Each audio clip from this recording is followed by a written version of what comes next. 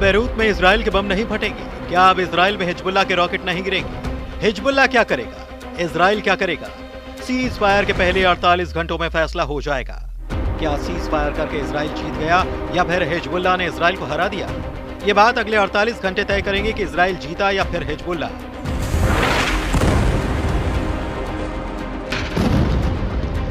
ये बात अगले 48 घंटे तय करेंगे कि युद्ध खत्म होगा या दोगुनी ताकत से इजराइल और हिजबुल्लाह की जंग फिर से शुरू हो जाएगी। अगले 48 घंटे नेतन्याहू का फोकस लेबनान पर होगा।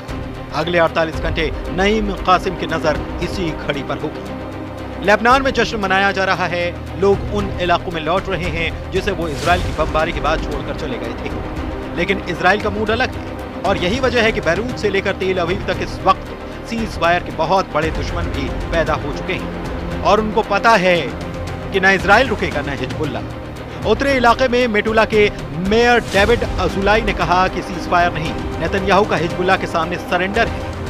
मेटुला के मेयर डेविड अजुलाई के मुताबिक अब हिजबुल्लाह फिर से खुद को मजबूत करेगा और इजराइल पर हमास के 7 अक्टूबर वाले हमले से भी खतरनाक अटैक करेगा। डेविड अजुलाई की वार्निंग है कि इस बार इजराइल में तबाही 40 गुना ज्यादा होगी। उत्तरी इजराइल में मेटुला के मेयर डेविड अजुलाई ने कहा कि सीज फायर नहीं, नेतन्याहू का हिजबुल्लाह के सामने सरेंडर है। मेटुला के मेयर डेविड अजुलाई के मुताबिक हिजबुल्लाह फिर से खुद को मजबूत करेगा और इजराइल हमास के 7 अक्टूबर वाले हमले से भी खतरनाक अटैक करेगा। डेविड अजुलाई की वार्निंग है कि इस बार इजराइल में तबाही 40 गुना ज्यादा होगी। नेतन्याहू साफ साफ कह रहे हैं कि वो फिर हिजबुल्लाह को टारगेट बनाएंगे अगर उसने सीज फायर की शर्तों का उल्लंघन किया। लेकिन अभी मुद्दा यह है, सीज फायर करके इजराइल क्या जीत गया या फिर हिजबुल्लाह की जीत हुई?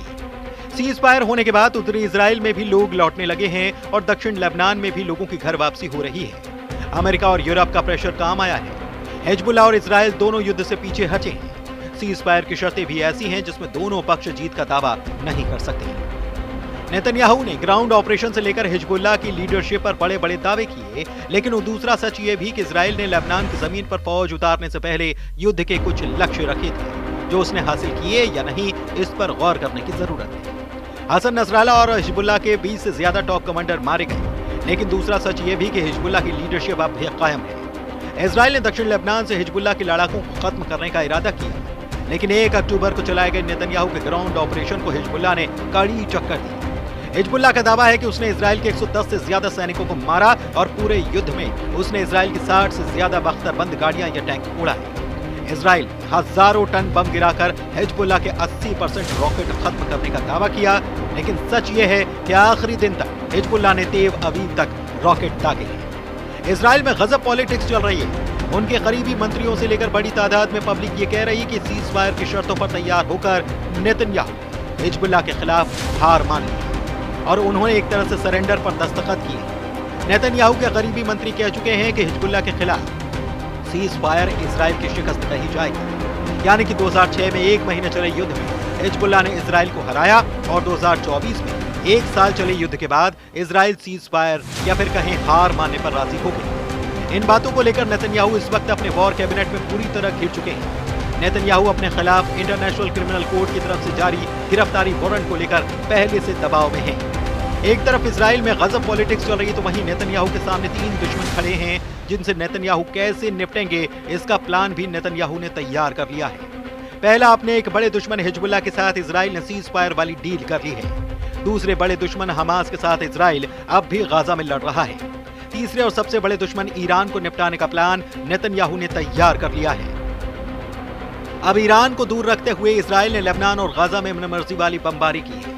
गाजा और बैरूत दोनों को नॉन स्टॉप धमाकों से नेतन्याहू ने तबाह कर दिया, लेकिन जिस हिजबुल्लाह प्रमुख हसन नसरल्लाह को 150 फीट गहरे बंकर में भी ब्लास्ट करके मार डाला, अब लेबनान का वही मिलिशिया हिजबुल्लाह सीज फायर के बाद नेतन्याहू को चिढ़ा रहा है। युद्ध विराम के ऐलान के बाद दक्षिण लेबनान में लोग घर लौटने लगे हैं। लेबनान में से हिजबुल्लाह की जीत और इजराइल की हार माना जा रहा है, लेकिन सवाल है कि क्या ये जश्न बहुत दिनों तक चलेगा, क्योंकि युद्ध का अगला चरण शुरू करने के लिए नेतन्याहू ने सिग्नल दे दिया है। नेतन्याहू ने कहा कि सीज फायर करने की 3 वजहें हैं।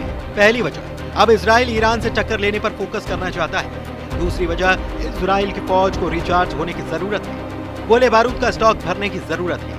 और तीसरी वजह, नेतन्याहू चाहते हैं कि इजराइल की सेना 2 फ्रंट पर ना उठे और अब वो हमास को अलग थलग करके मारना चाहते हैं। अब सवाल ये है कि क्या नेतन्याहू ये बात भूल गए कि हिजबुल्लाह ने इजराइल पर रॉकेट से हमले इसीलिए शुरू किए क्योंकि वो हमास को कवर फायर देना चाहता था।